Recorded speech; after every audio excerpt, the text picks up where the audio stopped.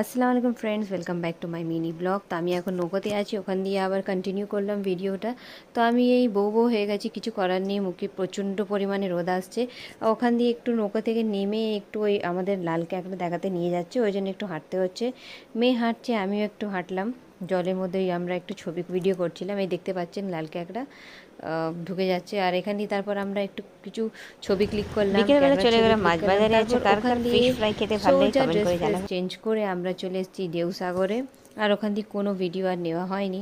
তো এই চলে এসেছি, এখানে এত লাইটিং করেছে, আমি ভাবলাম কি হয়তো বিয়েবাড়ি চলে এসেছি, বাট না, এটা দেউসাগর আছে। ওরম সাজিয়েছে, খুব সুন্দর সাজিয়েছে, মনে হচ্ছে এত লাইটিং দিয়েছে, মনে হচ্ছে বিয়েবাড়ি বিয়েবাড়ি ফিল হচ্ছে।